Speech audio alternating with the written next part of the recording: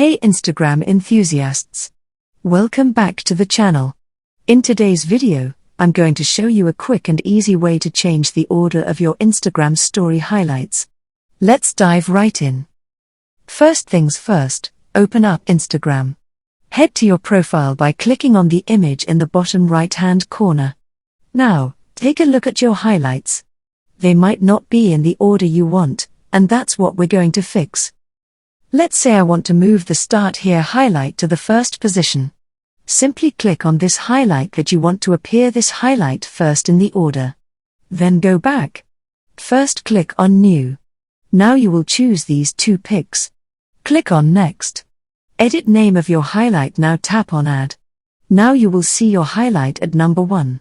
Then delete your previous highlight. And there you have it. That's how you can easily change the order of your Instagram story highlights. A quick and effective way to organize your profile. If you found this tutorial helpful, give it a thumbs up, and don't forget to subscribe for more Instagram tips and tricks. Thanks for watching, and happy highlighting!